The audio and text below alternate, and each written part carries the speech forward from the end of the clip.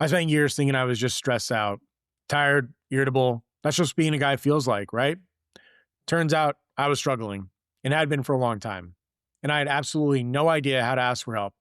Not because I didn't know help existed, because some part of me believed that needing it made me less. If you've ever white knuckled your way through something you didn't have to carry alone, this one's for you. Today, we're going to talk about something that I've mentioned before in the past. I've had an episode about mental health before, more so going down the route of being questioning towards mental health professionals and making sure that you're finding the right route and not just falling into what I think has become a little bit of a bloated profession. But today, we're going to talk a little bit more about men's mental health in particular, but for anyone's mental health that is struggling with stuff and going through things at this point in time. I wanted to start off this episode by going through just some stats that I found when I was doing a little bit of research for this that I found very concerning. And these are all going to pertain directly to men, but I think it's something that we can all learn from because it doesn't matter if you're a woman, a man, a cat, a dolphin, whatever it is, whatever you identify as, we all know someone that could potentially be struggling with this. And that's why I think that this episode is important to talk about, not from the perspective of some of the other, I don't know, Instagram influencers or dadfluencers or whatever the fuck you call us, right? Who are just like, dads are strong and our life is terrible. It's so hard and dads carry so much.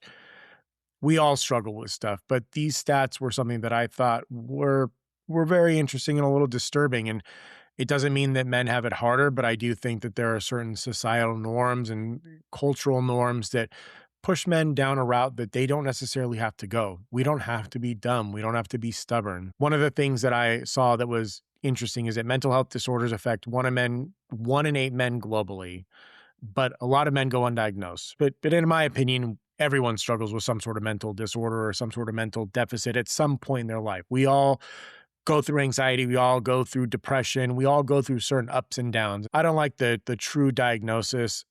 I would take that and say 1 in 8 men report mental health disorders, but I'd say that every man, everyone that we know, every man, boy, goes through some sort of mental crises, goes through some sort of mental disorder, or has struggles with their mental health. Now, this is the one that's a little bit more interesting to me is that 70% of men reportedly will avoid seeking mental health professional help.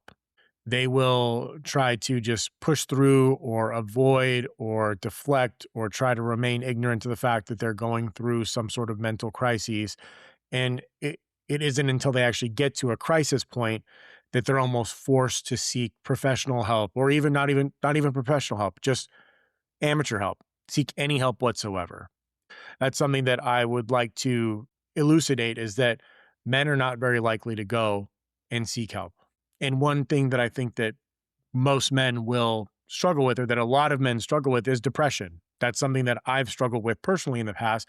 And 1 in 4 men who have claimed that they have depression or who have had depression will actually go and seek therapy in the previous year, right?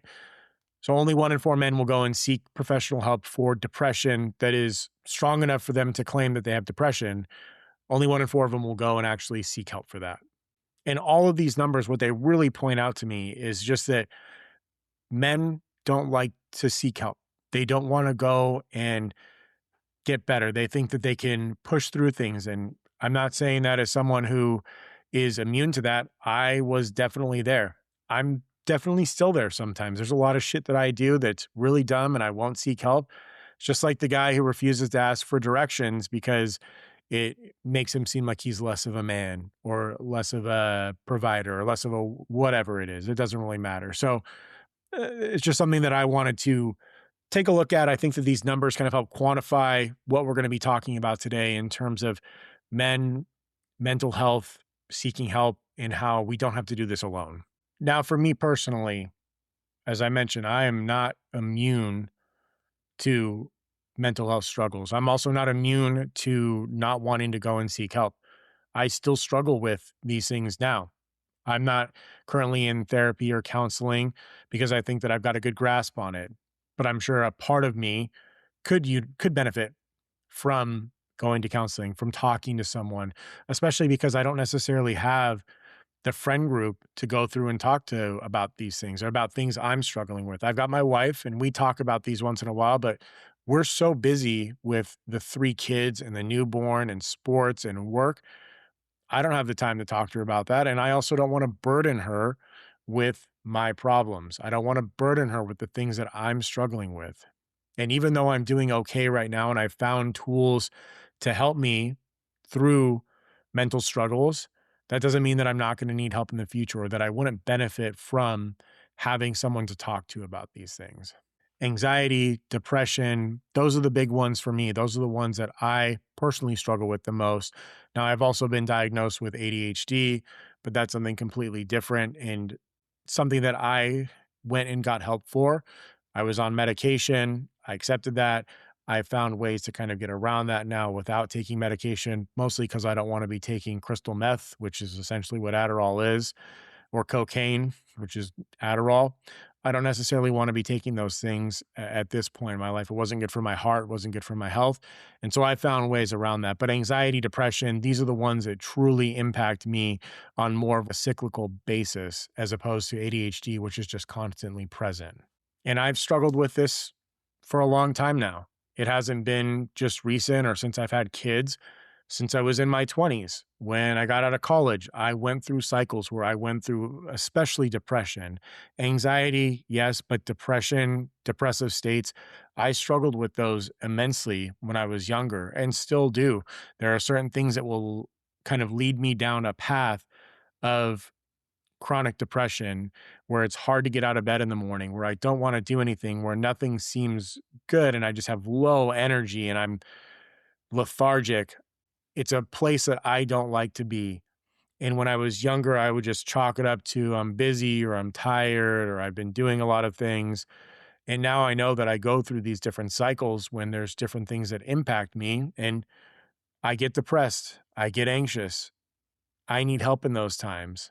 And if I don't deal with it and I let it get to a certain point, because we all will struggle with these different things with anxiety, depression. I'm going to fall on these two a lot because those are the ones that I've struggled with a lot, but you may have something completely different.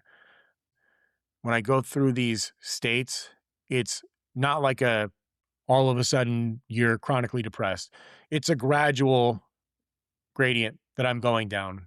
And there are signs that will show me that I'm heading in a direction that's not going to be beneficial to me or to my family or to anyone around me, that I'm going down a path that's going to lead me into dark areas and it's going to be more difficult to pull myself out of that hole or to have someone help me pull myself out of that hole than if I start to take the necessary steps now to ensure that I'm addressing whatever's going on with me. So that way I don't get into a state where I'm overly irritable or I'm blowing off steam in unhealthy ways by, I don't know, drinking or watching movies more than I need to or whatever it may be. Or that I'm shutting down, cutting people out of my lives, not talking to them, not reaching out to anyone, just isolating completely and going within my own walls because that's my defensive mechanism. And it's my job to ensure that I'm identifying those things because I don't have someone that's there to watch me constantly. My wife can help and can point out when I may be going down a path like that, but it's not her job. It's my job. And I didn't know that when I was younger. And that's probably the best thing that came out of going to therapy, going to counseling is learning the signs and then learning tools to deal with it and also having someone to talk about it. And it took me a long time. I was very resistant to going to counseling. I was very resistant to accepting the fact that I needed help. And part of that is because I'm an Enneagram 8, as I've mentioned before. I like to have control. We're all about being powerful, in control, protection. And I didn't like admitting that I needed help from someone else or that I was in a state where I couldn't do everything on my own or hold everything on my own. And it's been up to very recently that I have come to the decision that asking for help doesn't make you weak and that showing people your true self, your vulnerabilities, and the struggles that you have, that is not a weakness. It's actually a strength because if you get the help you need, you'll end up becoming stronger in the long run and you won't go down these struggles. You'll be able to bounce back quickly and you may actually learn how to deal with these things in the future by yourself and not have to reach out for help. So I get why men don't ask for help. I understand why you think it's a weakness because I've been there before. The reasons are real. I understand it, but they're also killing us. Now, what are some of the reasons why men in particular, and I know that I'm talking a lot about men here, but as I mentioned before, this could be helpful to you if you've got men in your life, or even if you are a man and you struggle with mental health and asking for help, these could be relevant to you as well. But what are some of the reasons why we don't ask for help or that we don't want to seek help when it comes to our mental health? Well, the number one reason I feel like is because we were taught to not want help. At least at least in my generation. I don't know, the newer, softer, touchy-feely generation, maybe they got a little bit more right than we did. But in my generation, boys weren't supposed to show emotion. Boys didn't need help. Boys were tough. Boys can handle stuff. Shrug it off, suck it up, buttercup, get back out there. That's the generation that I grew up in, and that's the identity that I grew up in. And there's part of those that can be useful for men, for boys. Some of those things I don't think should be completely thrown out, but I do think that with most things there's a balance in this. And I think that you could actually incorporate getting help or seeking help as a way of getting better, as a way of becoming stronger, as a way of improving yourself.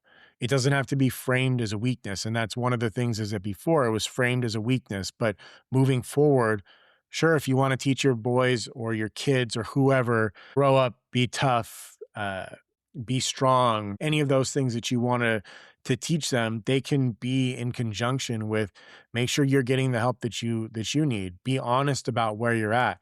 Be curious about where you're at. And don't try to just push everything to the back of your head or push it all down. You need to make sure that you're talking about it and that you're identifying what's going on and really getting to know yourself and truly helping yourself. Which leads me into the other point as well, is that a lot of times men don't know what's going on. They don't know what it looks like. They don't recognize when they're in a state of depression or anxiety or any other mental health crises. I didn't. I didn't know for the longest time. I would get in these moods and I would get in these seasons of life and I had no clue what was going on. I was oblivious to the fact of how I was presenting myself, what was going on and how I was impacting those around me. And now I'm a lot more curious about that. I've learned a lot more about myself. And that's one thing that we really need to seek help with is just recognizing when we're in these situations. What are the signs? Is it a headache? Is it fatigue? Is it you're snippety with your partner? Is you get mad at the kids? Is it you just sit and watch TV or doom scroll forever? Men need to be taught how to identify things about themselves because we're stupid. Sorry. Men are dumb. We are dumb, ignorant creatures. We're good for a couple things. We can open glass jars. We help the the procreation of the human race, but there's only a couple things that we're good for. And in order to be good at those, we need to make sure that we know ourselves and identify these problems. And really, this one hit me hard when I was in my 20s after I had moved away from college. The last one I'll talk about is that we don't have anyone to talk to about these things. If you're not seeking help from a mental health professional or you don't have a close friend that you actually get deep about and you don't just talk about sports or the weather or now that I'm older about insulation or mulch or anything else that old men talk about, who are you going to tell? You just keep it to yourself. You just bottle it all up and push it all down. And a lot of men, if they have a spouse or a partner, they'll tell them or they'll talk to them about it. But in all honesty, like I said, is I don't want to burden my wife with my problems, especially if I see them as minuscule or something I should be able to handle. Why am I going to burden her? She's already tired enough. She's already exhausted. And it's that mindset that keeps us within ourselves and we don't talk to anyone about these things. We have to carry all of the burden on our own. And yeah, unfortunately with men, a lot of times, I mean, me in particular, like I said, when I was in my 20s, I moved away from college and away from most of my friends. I made friends up where I moved to, but they weren't the close friends that I had when I was in college. And even those friends, like we didn't talk about a lot of the things that would be beneficial. We didn't talk about our mental states or our feelings, our emotions, or anything like that. And so that's another thing that kind of keeps men holding on to everything and not seeking help is because we don't have anyone to talk to. Ultimately, a lot of these problems start because men aren't taught how to create a support system or what a support system looks like, or they don't have that. We're not broken. And like I said, everyone has mental health problems, depression, anxiety, and it's not that makes you broken. It's not having a system to help you ride those waves or to get through those tough seasons of your life that can really become a huge problem. And we need to be realistic. It's not like when we struggle with these things that they're going unnoticed or that they're not affecting other people. Even if you're struggling with things silently and you're taking everything on your own, other people are going to notice it. It's going to have an effect on your family. You're going to be more reserved. You're going to isolate yourself. You're going to be more angry. You're going to uh, be more tired or yell at the kids or yell at your spouse. These things are going to build up. There's going to be issues that arise. And you're not the only one who is suffering when you suffer in silence. Your family, your friends, your coworkers, anyone who interacts with you is going to be impacted by these things. And especially now as a dad, it has a huge, I notice it has a huge impact if I get in these seasons or if I'm depressed or anxious. It has a huge impact on how I interact with my kids in a negative way, not in a way that I want to. And a lot of times when we try to struggle silently or to push through something without seeking help, we're doing it out of protective instincts. At least I know that I am. I'm doing it to protect my family, to protect my kids, because I feel like I don't want to dump my shit at their feet. I don't want them to have to deal with what I'm going through. But ultimately, if I don't handle it or if I don't deal with it or get help, they're going to have to deal with it eventually in one way, shape, or form. So ultimately, what I'm doing by trying to protect my family is actually hurting them and doing the thing. It's almost like a self fulfilling prophecy. I'm doing what I'm trying not to do. And so we're all suffering. And on top of that, with my kids, I want to ensure that I'm setting a good example to them of what it's like to be a man and how you should deal with your emotions, how you should deal with stress, anxiety, depression.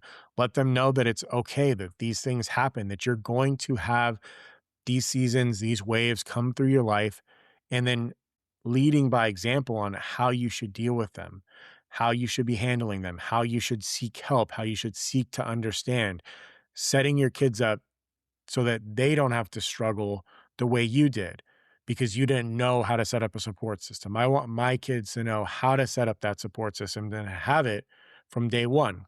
And so, what should we actually do? What should we as men actually do if we're struggling with our mental health, if we're depressed, if we're anxious, if we're any of those things? Number one, seek help. And it doesn't have to be counseling. You can start smaller than counseling. You can start smaller than therapy. You don't have to go to that. Am I someone who thinks that counseling and therapy can be beneficial? 100%. Do I think all of it's beneficial? Absolutely not. I think you need to be smart when you're going and finding a therapist or when you're finding a counselor. Don't find a yes man. If you want a yes man, just go get Chat GPT.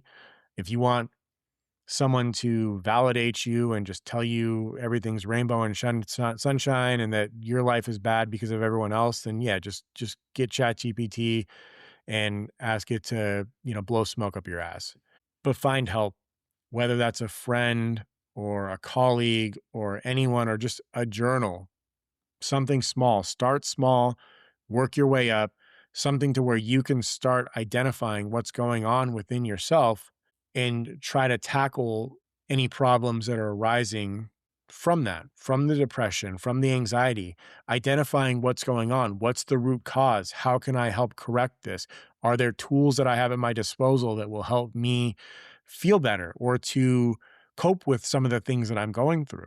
And then from there, yeah, having a counselor to talk to, just even having someone to talk to about your problems, even if they don't say much or they don't give you a ton of advice, it's therapeutic to just be able to get it off your chest. Case in point, why do you think I do this podcast sometimes? It's very therapeutic for me to talk about these things because as much as I talk about them on the podcast, I don't always do everything that I preach, and I'm not perfect in a lot of these ways, and I'm right there next to you struggling with all this shit.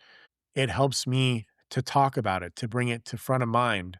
So that way I'm conscious of it and I can try to follow my own advice. And that kind of goes into the next thing, which is naming out the problem out loud. A lot of times we will struggle and suffer in silence and we won't say what's going on, partially because we feel like if we say it, then it's real. If we say I'm depressed or I'm anxious, then it becomes real. And if you don't say it, you're like, no, it's just in my head. And so something that we can do is actually saying it, not just to yourself. Maybe you start there, but saying it to one person you trust, and just letting them know, like, hey, I'm struggling. I'm struggling with depression. I'm a little anxious, and there's nothing that I want you to do for me right now. I just wanted to let you know. And if you've got time to talk about where I'm at, then that'd be great for me. And lastly, one thing we can do, mental gymnastics here, is just reframe what asking for help actually looks like, what it actually means. Because there's lots of people that perform in society and do the things they need to and are quote unquote high functioning that are struggling with their mental health, that don't ask for help, that don't identify it, that don't talk about it. And that doesn't necessarily mean that they're not suffering or that they're stronger. It just means that they're better at hiding it. They're better at coping with it in different ways. And as I mentioned, it's going to come out eventually. It's going to come out eventually. Something's going to happen. You're going to crack. No one is strong enough to do life all by themselves. That's just unfortunately, well, I say unfortunately because I'm an eight. Unfortunately, that's just not something that is possible. And I don't know if we really want that to be possible. I don't want to do life by myself. I don't want to have to sit there and struggle with my own issues all by myself. It's nice to be able to share with people and know that other people are there. And so reframe what you say when you need to go and get help. It's not that I'm looking for help or that I need help or that I'm going, it's I'm taking care of myself. I'm refueling myself. If we're performance machines or if we're in sports, you wouldn't just go through and play football without eating a good diet or working out or doing anything else that is required of you to be the top functioning athlete. And the same thing goes for just being a person. You need to refuel. You need to identify things within yourself that you need to work on. You need to be aware of those things and fuel yourself up to be a high functioning person and to, all reality, live a good life, because that's really what we're here for. We're here to live a good life. It's not going to be super long, and there's no point in suffering the whole way through. You don't get extra points for suffering in silence at the end. I'm not here to tell you to go to therapy or go cry it out or post your feelings online or just start bawling everywhere. I'm here to tell you that the version of you that never asks for anything, never asks for help, never shows weakness, never admits to struggling in any way, shape, or form, that version isn't strong. That version's not the strongest form of you. That version is alone and is struggling in silence. And your kids, your spouse, the people that love you, the people that rely on you, they don't need this tough version all the time. Sure, sometimes it's good to be tough, stoic, as we talked about last week, but they need a present version. They need someone who understands themselves, knows when they're struggling, and doesn't allow their pride or their stubbornness get in the way of being the best version of themselves they can, of being a present father, of being someone who shows what it's like to be a real person and gives an example to their kids and how to deal with struggles. Because that's the one thing in life, we're always going to struggle. If you show your kids that nothing is ever a struggle and that you're always on top of it or that nothing ever impacts you, they're going to be like, oh shit, what's wrong with me? Why am I struggling with these things? Why do I have these feelings? Is it because I'm weak? Is it because I suck? Because dad can handle it all? No, we need to be able to show them what life really is and that struggles really happen and that by being strong means knowing what your weaknesses are and working towards being a whole balanced person. So how about you? Have you ever had to ask for help? Have you struggled with these things in the past? What was the breaking point for you? When did you really realize that you were dealing with mental health issues or that you were struggling through a season of life and needed help or needed to reach out? Are you still carrying on to all of these things? Are you still that stoic, strong person who's struggling in silence and refuses to show any ounce of, I guess you would call it, humanity, of being not perfect, of being a person? Send me a message. Let me know. I really do read them. I'd love to hear from many of you who have gone through this process or who are going through it right now. Or if you're struggling currently with mental health and you need someone to tell, shoot me a message. I may be some random guy on the internet, but I'm here to listen. This is something that all of us will struggle with at some point in our lives. I'm a firm believer that this is fluid and mental health is something that will constantly have struggles, dips, valleys, peaks. We're constantly going to be going on this emotional roller coaster throughout the entirety of our lives. And this is the thing, these are the things that we should be talking about, that we should be having conversations on, and that people shouldn't feel like they need to hide or that they're weak because they need to talk about these things.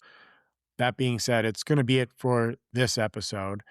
If you resonated with this episode, or if there's someone you know in your life who you think could really benefit from the message of this, or just hearing some of the tips, or even just hearing someone who is similar to them, who relates to them and says that it's okay to struggle, share this episode with them.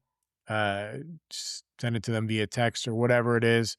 I really do appreciate that. And I would say as well is that if you get a chance and you enjoy the show, go follow on Apple Podcasts or Spotify.